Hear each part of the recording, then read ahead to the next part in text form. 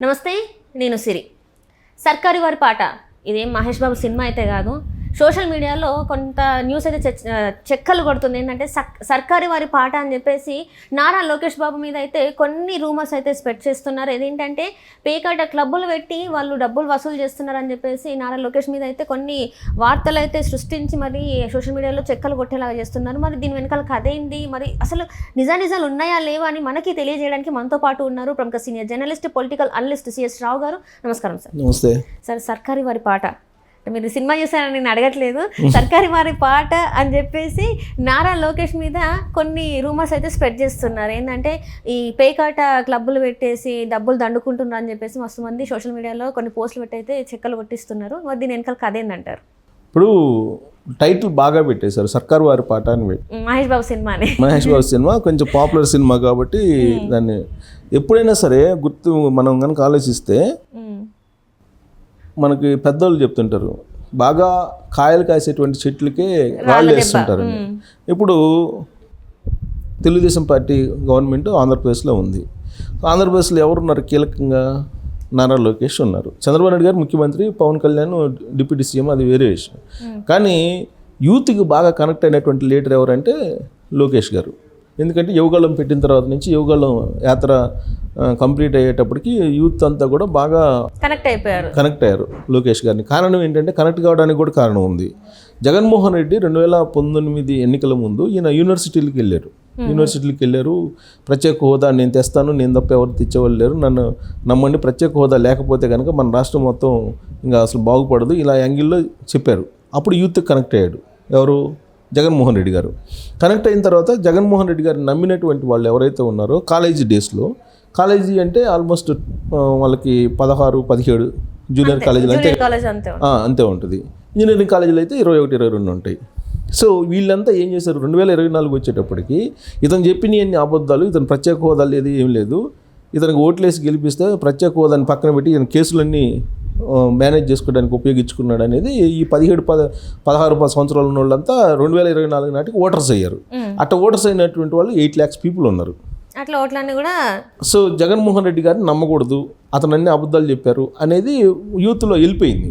దాని ఫలితమే 2024 ఎన్నికల రిజల్ట్ అనుకోవాలి మనం. సో ఆ సమయంలో లోకేష్ గారు ఎంటర్ అయ్యారు యువగళం పేరుతో. లోకేష్ గారు ఎంటర్ అయ్యేటప్పటికి లోకేష్ గారు ఆయన యువగళం చేస్తూ పాదయాత్ర చేస్తూ యూత్ ఆ రోజున జగన్మోహన్ రెడ్డి ఏం చెప్పారు యూత్కి అవన్నీ చెప్తూ జగన్మోహన్ రెడ్డి గారి 2019 నుంచి 2024 పరిపాలన మొత్తం చెప్తూ వచ్చారు. చాలా ఫోర్స్ఫుల్గా ఆయన ముందుకెళ్ళారు. దాంతో యూత్కి కనెక్ట్ అయ్యారు. సో కనెక్ట్ అవుతుంతో ఇప్పుడు ఏమైంది, ఇప్పుడు ఆయన ఇమేజ్ పెరుగుతుంది, ఆయన ఇమేజ్ని తగ్గించాలి. ఇమేజ్ని తగ్గించాలంటే ఏం చేయాలి? ఏమైనా అంశాలు ఉంటే దాన్ని ఉపయోగించుకోవాలి. బట్ ఆయనేమో విద్యాశాఖను మొత్తం ప్రక్షాళన చేస్తూ వస్తున్నారు. విద్యాశాఖను ప్రక్షాళన చేస్తూ ఈ మధ్యకాలంలో తీసుకున్న సంచలన నిర్ణయాలు ఏంటంటే, జగన్మోహన్ రెడ్డి గారు ఉన్నప్పుడు సిబిఎస్ఈ సిలబస్ ఇంట్రడ్యూస్ చేశారు. ఇంట్రడ్యూస్ చేసేటప్పుడు దానికి తగినటువంటి ఏర్పాట్లు చేయాలి కదా, దానికి తగినటువంటి ట్రైనింగ్ టీచర్స్కి ఇవ్వాలి కదా ఫస్ట్. అవేమీ లేకుండా డైరెక్ట్గా సిబిఎస్ సిలబస్ ఇంట్రడ్యూస్ చేస్తున్నాను అని చెప్పి 1000 స్కూల్స్లో సిబిఎస్ సిలబస్ ఇంట్రడ్యూస్ చేశాడు. ఇంట్రడ్యూస్ చేస్తే అసలు ఇంటర్నల్గా వీళ్ళ యొక్క సత్తా ఏంటి, సిబిఎస్ఈ బోర్డు నిర్వహించే పరీక్షలను ఫేస్ చేయగలరా లేదా అనే టెస్టులు పెడితే ఇంటర్నల్గా దాంట్లో 40% మంది పాస్ అయ్యారు, అంటే 60% మంది ఫెయిల్ అయ్యారు. అందుకని చెప్పి లోకేష్ గారు ఏం చేశారు, విద్యాశాఖ మంత్రిగా, మానవ వనరుల శాఖ మంత్రిగా, సిబిఎస్ఈ కాదు మన 10th బోర్డు రాయిద్దాము, సిబిఎస్ఈ బోర్డు కనుక వీళ్ళ చేత కనుక ఎగ్జామ్స్ రాయిస్తే పాస్ పర్సంటేజ్ తగ్గుతుంది అని చెప్పి 10వ తరగతి స్టేట్ బోర్డు ఎగ్జామ్స్ రాపిచ్చేలాగా ఆయన నిర్ణయం తీసుకున్నారు. దాంతో దాదాపు 77,000 మంది పిల్లలు భవిష్యత్తు కాపాడాడు ఆయన. సో ఇలాంటివన్నీ చేసుకుంటూ వస్తున్నారు. విద్యాశాఖకు సంబంధించిన అనేకమైనటువంటి అంశాలు ప్రక్షాళన చేసుకుంటూ వస్తున్నారు. తర్వాత డ్యూస్ దాదాపు సంవత్సరం నుంచి జీతాలు రానటువంటి వాళ్ళు ద్రవిడ యూనివర్సిటీ వాళ్ళకి ఈ మధ్యనే 1 year శాలరీస్ ఇచ్చారు పెండింగ్లో పెడితే. తర్వాత ఆయాలు, తర్వాత వాచ్మెన్స్ ఉంటే వాళ్ళకి జీతాలు ఇవ్వకపోతే అవి కూడా క్లియర్ చేశారు. ఇన్ని చేసుకుంటూ వస్తున్నటువంటి క్రమంలో ఆయనకి ఇమేజ్ పెరుగుతుంది అనేటువంటి ఉద్దేశంలో ఇప్పుడు ఏమన్నా అంశాలు ఉన్నాయా ఆయన గురించి నెగిటివ్ చెప్పడానికంటే ప్రభుత్వ పరంగా ఏమీ లేవు.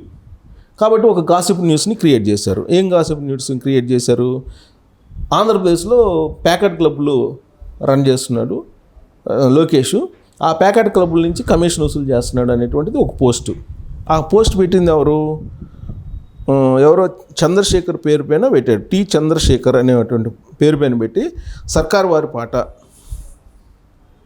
అని పెట్టి పెట్టారు.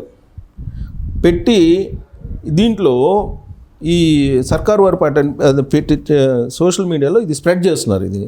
దీని మీద ఏపీ పోలీసులు దృష్టి పడింది. అసలు ఎవరు పెట్టారు ఏంటి అనేది.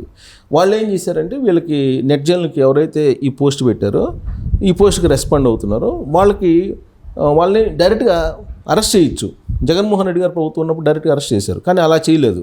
ఇప్పుడు ఉండే ఆంధ్రప్రదేశ్ పోలీసులు ఏం చేశారంటే వాళ్ళకి మీరు ఇలా పోస్ట్ పెట్టారు కదా సర్కారు వాటి పేరుతోటి ఆంధ్రప్రదేశ్లో ప్యాకెట్ క్లబ్బులు పెట్టి లోకేష్ గారు డబ్బులు వసూలు చేస్తున్నారని చెప్పి కమిషన్లు వసూలు చేస్తున్నారని చెప్పేసి మీరు పెట్టారు కదా, దానికి సంబంధించినటువంటి ఆధారాలు కానీ దానికి సంబంధించిన ఇన్ఫర్మేషన్ కానీ ఏదైనా ఉంటే మాకు చెప్పగలరు, లేదంటే ఇది ఫేక్ న్యూస్లు ఇలాంటి క్రియేట్ చేయడం అనేది ధర్మం కాదు కదా అని చెప్పి వాళ్ళకి రిప్లై ఇచ్చారు. అంటే ఫస్ట్ ఇంకా అంటే యాక్షన్స్ తీసుకోకుండా ఫస్ట్ నార్మల్గా చెప్పి చూసారు, ఏదైనా ఉంటే మా వరకు తీసుకురండి అని చెప్పి చాలా పద్ధతిగా చెప్పారు. పద్ధతి చెప్పి మీరు దయచేసి ఇలాంటి ఫేక్ ప్రచారాలు చేయొద్దు, మీరు ఆధారాలు ఉంటే నిజంగా మీరు తీసుకురండి, లేదంటే ఆధారాలు లేకుండా ఇలాంటి ప్రచారాలు చేయడం ధర్మం కాదు, మీరు ఆధారాలు ఇవ్వండి ప్లీజ్ అని చెప్పి ఆంధ్రప్రదేశ్ పోలీసులు ఎవరైతే పోస్ట్ చేశారో ట్విట్టర్లో కానీ అంటే ఇప్పుడు ఆ ఎక్స్లో కానీ లేదంటే ఇతర సోషల్ మీడియా ప్లాట్ఫామ్లో ఈ పోస్ట్ని స్ప్రెడ్ చేస్తున్నటువంటి వాళ్ళని రిక్వెస్ట్ చేశారు. బహుశా నేను అనుకోవటం ఫస్ట్ రిక్వెస్ట్ అనుకుంటా. నెక్స్ట్ స్టెప్ ఏంటి, డెఫినెట్గా వాళ్ళని పిలిపించి ఆధారాలు సేకరించేటువంటి ప్రయత్నం ఆంధ్రప్రదేశ్ పోలీసులు చేస్తారు. కాకపోతే ఈలోపు జరగాల్సినటువంటి నష్టం జరుగుతుంది.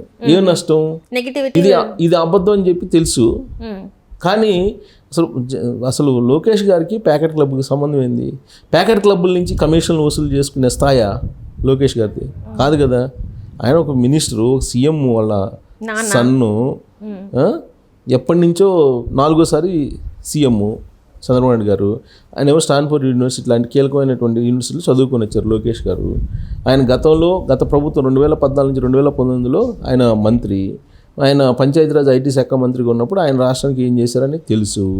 ఇప్పుడు మళ్ళా ఆయన యువగళం అనేటువంటి పాదయాత్ర చేయటం ద్వారా 2024 ఎన్నికల్లో యూత్ని తెలుగుదేశం పార్టీ వైపు మలిపించి అధికారంలోకి పార్టీని తీసుకురావడంలో కీలక పాత్ర పోషించారు.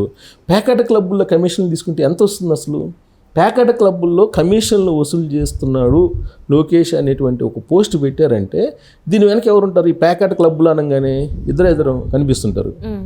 ఎవరు? కొడాలి నాని, వల్లభనేని వంశీ, వీళ్ళే కదా. క్యాసినోస్, ప్యాకెట్ క్లబ్బులు వీటికి సంబంధించినటువంటి వ్యవహారాన్ని నడిపే వాళ్ళంతా వీళ్ళే. గతంలో వాళ్ళిద్దరి మీద అనేక ఆరోపణలు వచ్చినాయి కదా. సంక్రాంతి సందర్భంగా క్యాసినోస్ ఆడిస్తే క్యాసినోస్ ఆడిస్తే తప్పేంటి అని చెప్పి కూడా అన్నారు కదా వాళ్ళు. సో కాబట్టి ఈ విధమైనటువంటి కంప్లైంట్స్ చేస్తున్నటువంటి బ్యాచ్ ఎవరైనా ఉన్నారంటే బహుశా వాళ్ళకి సంబంధించినటువంటి వాళ్ళు, లేదంటే వాళ్ళ ఫాలోయర్స్ అయి ఉంటారు, లేదంటే YSR Congress party social media అయి ఉంటుంది. సరే, ఎవరైనా సరే పోలీసులు ఏమంటున్నారంటే మీరు ఒక పోస్ట్ పెట్టారు, మీకున్నటువంటి ఇన్ఫర్మేషన్ ప్రకారమే పెట్టుంటారు, దాంట్లో ఎంతో కొంత నిజం ఉంటే కనుక మాకు తెలియజేసే ప్రయత్నం చేయండి, లేదంటే ఇలా పెట్టడం అధర్మం కదా, మీరు ఆలోచించండి అని చెప్పి చాలా పద్ధతిగా చెప్పారు. బహుశా నేను అనుకోవటం ఇలానే కనుక వీళ్ళు స్ప్రెడ్ చేస్తుంటే నెక్స్ట్ స్టెప్ ఏంటంటే పిలిపించి ఆధారాలు సేకరిస్తారు. అంతే తప్ప అర్ధరాత్రి వేళ ఇళ్ళకు పంపించి లేడీస్ని హరాస్ చేయటం, లేదా బెడ్రూమ్లోకి తీసుకోపోవటం, లేదంటే పోలీసులు అమాంతం ఎయిర్పోర్ట్ల దగ్గర తీసుకొచ్చేసి వెహికల్స్లో తీసుకొచ్చి తిప్పి ఎక్కడెక్కడో అడవుల్లో వదిలిపెట్టి ఇట్లాంటి ఏది చేయట్లేదు. బట్ ఇప్పుడు ఉన్నటువంటి ప్రభుత్వం ఏంటంటే చాలా పద్ధతిగా గౌరవంగా అడుగుతుంది. సో ఆ గౌరవాన్ని నిలుపుకొని వాళ్ళు కనుక ఆధారాలు ఇస్తే ఓకే, లేదంటే రాబోయేటువంటి రోజుల్లో ఖచ్చితంగా చట్ట ప్రకారం చర్యలు ఉంటాయని చంద్రబాబు నాయుడు గారే చెప్తున్నారు కదా, ఎవరిని వదిలేదు లేదని. బట్ ఈలోపు జరగాల్సిన నష్టం జరిగిపోతుంది. ఇప్పుడు లోకేష్ గారి మీద ఇలాంటి ప్రచారం మొదలైంది అని అంటే అది నమ్మేవాళ్ళు ఉంటారు కదా, గాసిప్స్ నమ్మేవాళ్ళు ఎక్కువ ఉంటారు. సో ఇప్పుడు లోకేష్ గారి మీద ఎందుకు ఇంత ఫోకస్ పెట్టారంటే ఆయనకు ఇమేజ్ పెరుగుతుంది అనేటువంటి ఉద్దేశంతో ఇలాంటి పోస్టులు పెడుతున్నారు. సో పోలీసులే రెస్పాండ్ అయ్యారు కాబట్టి ఏం చేస్తారనేది చూడాలి. Thank you so much. Thank you.